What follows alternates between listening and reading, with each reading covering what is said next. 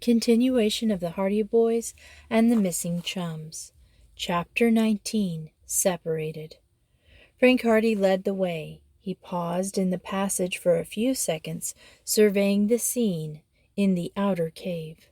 All the men were asleep. They were rolled up in their blankets and lay sprawled in the shadows. There was merely a faint crimson glow from the embers of the fire. He did not go on all fours. He just crouched low as he moved across the cave among the sleepers. Quick, sure footsteps, as silent as those of a cat, brought him to the outer entrance. So much depended on their escape that the lads were uncannily silent. They seemed like mere shadows as they progressed, one by one, to the mouth of the cave. There was not a sound. The snores of the sleeping gangsters were unbroken. Frank awaited at the entrance. Chet joined him in a few moments, and then came Biff and finally Joe, safely out of the cave. The boys halted for a second on the rocks. "I'll take the lead," whispered Frank. "Join hands and follow me." It was pitch dark, and the rocky path to the outskirts of the wood, he knew, would be treacherous. He reached back and grasped Chet's hand. Then he moved forward, carefully testing every step. On him depended the success of their flight to the wood. One stumble, one dislodged rock might ruin everything. Step by step, he moved cautiously forward. He had a good idea of where the wood's trail opened, and he made towards it. Once they reached the trail, he felt sure they would be safe, and Frank had an idea. He stopped and turned to the others. "If anything happens," he said in a low voice, "don't stick together. Scatter and try to make for the boat. Even if only one of us makes it, he'll be able to get to the mainland." The others whispered assent. He turned and proceeded across the rocks. This safeguard, he felt, was wise. In case the gangsters discovered their escape, they would prevent a repetition of the previous occurrence. In the darkness, it was entirely probable that at least one, if not more, would be able to evade recapture. But as he moved on, his hopes rose. There was still not a sound from the cave in the rock. The darkness was in heavy silence. He could faintly discern the black mass of trees and bushes before him. If they could only reach the trail! But when he eventually came to the undergrowth, he found that he had somehow missed the path. The trees were densely massed before him. They would be certain to raise a commotion if they attempted to enter the thicket at that point, he knew. They would be certain of becoming lost as well. They must find the trail. Every moment was precious. Frank moved to the left, but the bushes were still dense in front of him. Joe moved up beside him. "I think the trail is further over," he said quietly. Frank turned in the direction indicated. They found the trail at last. Joe and Frank were ahead. Chet and Biff followed. Here they were, unable to avoid making some sound. Twigs and branches crackled underfoot. This was unavoidable, but every noise seemed deafening. Suddenly, from behind them arose a terrific uproar. Shouts and yells, the crash of a revolver, heavy footsteps, rent the silence into shreds. The sounds came from the cave. "They're gone!" roared a voice. "Wake up! They're gone!" The boys remained stock still for a moment in the gloom of the trail. "They'll be after us," Frank said quickly. "Take it easy. Make for the cove. I'll take the lead. Make as little noise as you can." He started off at a trot, and the others followed. Behind them the uproar increased in volume. They could hear the gangsters shouting to one another, and they could hear rocks clattering as their pursuers came running down from the cave. Their captors were rushing directly for the trail. They assumed that the boys would attempt to regain their boat as quickly as possible. A voice was shouting, "Head them off at the shore. Don't let them get to their boat." The boys increased their speed. There was no attempt to conceal where they were. They could hear the branches crashing behind them as the gangsters hurried through the thicket. In the pitch blackness of the grove, they stumbled and fell, tripped and reeled as they rushed along. Chet and Biff, being unused to the trail, were obliged to travel at a slower pace, and in this way they dropped behind. The Hardy Boys did not notice. There was such a confusion of sound in the grove, what with the noise of their own flight and the uproar of the pursuit, that they did not know that their chums were struggling. At a fork in the trail, Frank and Joe headed to the left, the path leading downhill at this point and towards the cove. They could hear the boom of the surf not far away, and they knew that they were nearing their goal. When Chet and Biff hastened up, they failed to notice in the inky blackness that the trail branched two ways. Chet was in the lead, and his footsteps brought him to the right. He could not hear the footsteps of the Hardy Boys ahead, but he judged that they were so far in advance that he could not hear them. Their pursuers had become scattered. Some were pursuing them down the trail, and others were skirting the grove, intending to watch the shore. In the distance, they could see occasional flashes of light. Once or twice there was a revolver shot. "It won't go so well with us if they see us this time," called Frank back to his brother. "If we can only beat them to the boat, we'll be all right," panted Joe. They emerged from the grove. They could see the white line of the surf ahead and the gray shapes of the rocks along the shore. The cove lay below. The Hardy Boys raced down the rocky slope. Only then did they become aware of the fact that their chums were not following. Frank stopped and turned. "Where are Chet and Biff?" he asked, startled. "I thought they were right behind," replied Joe blankly. They listened. There were sounds of running feet down the trail. Back in the grove they could hear a frenzied crackle of branches, but whether it was caused by their comrades or by their pursuers they could not tell.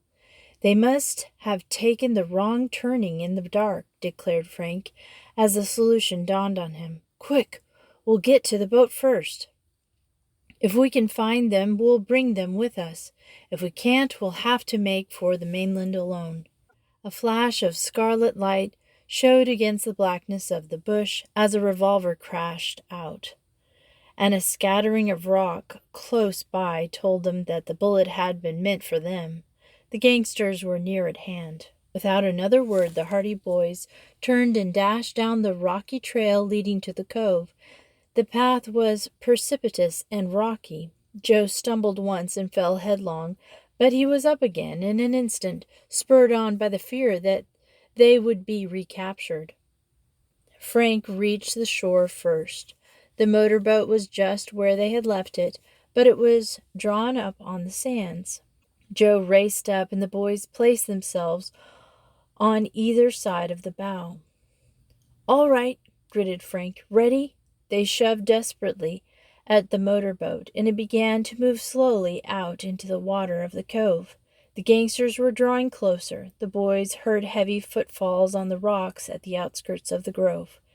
Bang, bang! The revolver crashed out again. Bullets splashed into the water, and desperately the Hardy Boys struggled with their boat. At last the keel left the sand, and the boat slid out swiftly into the cove water. Frank and Joe splashed out into the waves and began to scramble over the side. Frank had a glimpse of a dark figure racing down the rocky slope toward them. He leapt to the engine. "Here they are," roared a voice. More footsteps came running along the shore. The gangsters were converging towards the cove. Frank worked hastily over the engine, and there was a splutter and a roar as the motor responded. The boat began to back slowly out of the cove. "Keep down," he cautioned to his brother. Joe ducked, and not a moment too soon. Wood splintered as one of them struck the side of the boat. Frank heard a heavy splashing in the water and judged that one of the gangsters was wading out in pursuit. The boat moved slowly out to the entrance of the cove. In the darkness it was a ticklish performance, and Frank doubted if he could make it. At any time it demanded careful steersmanship. Now there was no time for caution. The cove entrance was merely a faint gray blur against the darkness of the rocks on either side. He guided the sleuth towards it. Shots crashed and echoed from the shore. A dark form suddenly rose up beside the boat, with revolver upraised, but Joe launched himself on the man with surprising suddenness. His fist shot out and crashed into the gangster's face. With a muffled cry, the fellow stumbled back and lost his balance, going beneath the waves. He rose again in a moment, waist deep in water, spluttering and choking, but by the time the sleuth was several yards away, and the water was too deep to permit the fellow to wade out any further, his revolver was useless, and he began to make his way back to shore, growling to himself. The motorboat reached the cove entrance, and the rocks loomed high on either side. Frank held his breath. At any moment he expected to hear the dread sound of the scraping rocks, but the sleuth glided through the narrow channel without a mishap, and then shot out to the open sea. He spun the wheel about, brought the boat forward, and a moment later the engine was roaring in defiance to the gangsters in the cove. Frank looked back. He could see flashlights bobbing up and down on the beach. "They're going for their own boats," he exclaimed, and with a grim smile he bent forward over the wheel. Instead of heading the motorboat out to the open sea, he directed it along the shore towards the distant cove where the gangsters had hidden their own craft. Chapter 20. Seizing the Boats. "What are you going to do, Frank?" shouted Joe Hardy. "They're going after their boats. We know the cove they're in, and we can get there first. I'll tow them out to sea, and then they can't follow us." Thus Frank briefly outlined his daring scheme to his brother. He knew that the gangsters would not expect any such intention, and he knew as well that only by some action of this kind could he avoid danger of capture. If the gangsters followed in their own boats, there was every chance that they might overtake and outmaneuver the sleuth. Even if they did not, as long as they retained possession of their own motorboat, they could make good their escape. But once marooned on the island, they would be at the mercy of the Hardy Boys. "We'll have to hurry," said Joe anxiously. He watched the progress of the flashlight on the shore. The sleuth was well ahead, but the seizure of the boats would take some time, and the gangsters were making their way slowly over the rocks on their way to the cove. Frank increased the speed of the boat. It leapt through the waves, and the motor roaring, the flashlights on the shore were left far behind. "We'll make it," he shouted happily to Joe, and the spray dashing against his face, he could distinguish the jutting headland that told him the location of the coves. The men on the shore finally seemed to realize his intention. The boys could now hear frantic shouts as the men called to one another and made desperate efforts to reach the boats. But the sleuth had outstripped them, and they were left stumbling among the rocks along the beach. The motorboat swept around the headland and into the cave. Frank had switched on the searchlight above the bow, and in its glare he could see the two motorboats belonging to the gang. It was the work of but a minute to bring the sleuth alongside, for the craft were riding at anchor. Joe seized at length the rope from the stern and stood in readiness while his brother brought the sleuth close to the side of the first craft. He leapt lightly onto the motorboat, lashed one end of the rope to the bow, and then returned to the sleuth again, tying the loose end of the rope securely, so that the motorboat could be towed. Swiftly Frank brought his boat around to the bow of the remaining craft, where the process was repeated, and Joe snubbed one end of the length of stout rope to the bow, and the other to the stern of the next boat. The two crafts were now ready to be towed away by the sleuth. There was a sharp clatter of rock from among the bluffs near the cove, and then a shout. "Red, they're stealing the boats!" "Head 'em off!" roared another voice, frantically from behind. "Don't let them get away!" But already the engine of the sleuth was roaring its message of triumph to the pursuers. Slowly the motorboat began to make its way out of the cove, and slowly the ropes tightened. The two motorboats began moving behind. Joe had raised the anchor in each case, and the crafts were free to follow the lead boat. There was a yell of dismay from the shore. "They're starting out! They've got the boats!" This was followed by a fusillade of shots.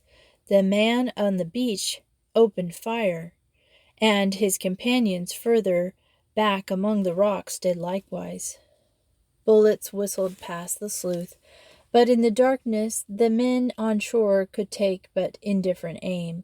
Frank had switched out the headlight, and the gangsters could see only a ghostly gray shadow on the water. The sleuth picked up speed, and the two motorboats behind began to rock and sway as they spurged forward. Frank knew that he could not go too fast, otherwise the boats that he was towing would run foul of one another or of his own craft and cause a disaster. He contented himself by moving ahead at a moderate rate of speed, knowing well that once he cleared the cove he could afford to snap his fingers at the gangsters marooned on the island. Shouts interspersed with revolver shots told him of their pursuers' wrath. The flashlights danced like fireflies, and the full extent of the trick that had been played upon them was just beginning to dawn on the men marooned on the shore. The headland loomed to the side and then slipped slowly by. The motorboat was throbbing its way out to open sea. "We've beaten 'em," declared Frank exultantly. "I'll say we did. They'll never get off that island unless they swim. From the fuss they're making, they seem to know it, too." "Where to now?" "The mainland. If we can get the Rock Harbor, we'll get help." "How about Chet and Biff?" asked Joe soberly. "We can't afford to take a chance on bringing them off the island just now. I hate to desert them, but we can't do anything else. If we went back for them, we'd likely undo everything we've done so far. But I think they'll be safe enough. They'll hide in the bushes. Those fellows have been so busy chasing us that they haven't had any time to worry about them. Perhaps they think we all got away. If they do, they won't be hunting around for Chet and Biff. In any case, we had the agreement that even if one of us got away, he would come back with help for the rest. They'll know we'll be back. So will the gangsters. I'll bet they're worrying about how they can clear away from this island before we get back." Frank headed the boat for the mainland. It was his intention, as he said, to make his way to Rock Harbor, where he could secure help, officers and men to come back with them to Black Snake Island to aid in the rescue of their chums and the capture of the gangsters. There was the chance, of course, that the latter might have a canoe or a skiff hidden somewhere on the island, but he did not think they would trust themselves to the open water of the channel in any such frail craft.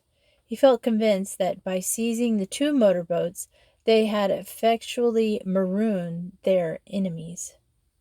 They passed the last jutting point of the sinister island, and the bow of the sleuth was headed towards the coast. "Perhaps we won't have to go all the way to Rock Harbor," suggested Joe. "If we could meet a ship, we might get help." "It seems to me I see a light now, running low on the water. Do you see it?" Joe peered into the darkness. "I believe you're right," he said finally. "It seems to be coming this way, too. Perhaps some more of the gang. I hadn't thought of that. Better not go too close." Frank eyed the approaching light. It was just a faint gleam in the darkness, and he judged it was from a motorboat which was most certainly bound towards Black Snake Island. Eventually he could hear the steady throb of the engine. After a moment or so, he started up excitedly. "Joe, I know that engine anywhere." "So would I. It's the Napoli." He spun the wheel about so that the sleuth would cut across the bows of the approaching craft. Steadily through the darkness came the throbbing of the engine, and as the boat came closer, the Hardy Boys became more and more convinced that it was Tony Prideaux's craft. "I've been wondering what became of him," Frank declared. "When he didn't show up earlier, I began to think he must have had to call off the trip. It may not be him after all, but I am sure it's his boat. If it isn't, I'll never believe my ears again." The two boats approached one another. Frank shut down the engine of the sleuth, rose from his seat, and shouted, "Napoli, ahoy!" Almost immediately, the roar of the other engine died to a murmur, and a well-known voice replied, "This is the Napoli. Who are you?" It was the voice of Tony. Joe gave a yell of delight. "It's us!" shouted Frank, "the Hardy Boys." They could hear sounds of excited talking in the other boat, and a suppressed cheer. "Coming over," Tony called. And in a few minutes the two boats had drawn up alongside. In the glare of the headlight, Frank and Joe could see Tony, Jerry, and Phil. Their greetings were cut short when the boys saw the two trailing boats, and Frank tersely explained the situation. "You couldn't have come at a better time. We found Chet and Biff on the island, and they're still there.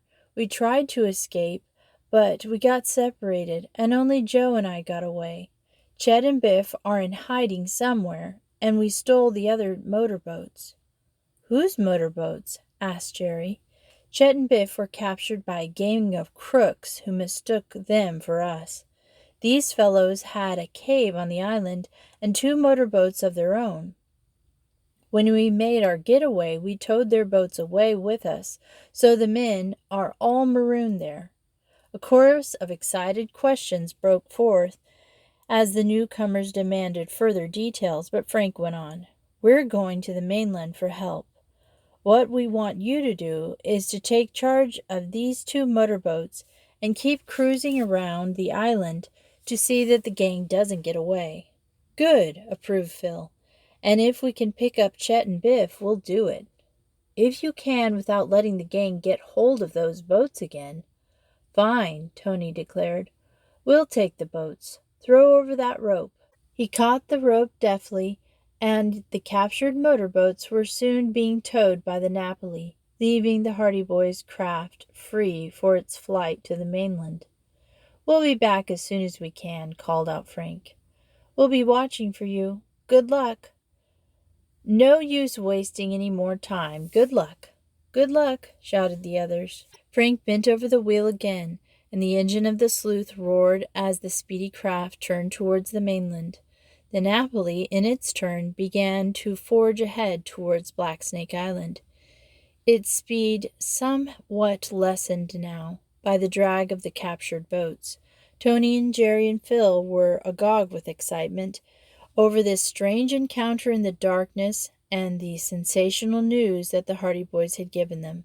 So the two motorboats went their separate ways in the darkness of the night, one to the mainland and the other towards the sinister island where Chet Morton and Biff Hooper were marooned with the gangsters. And we will continue the last two chapters next Friday or Saturday. And thanks for listening to Miss Retro Reads.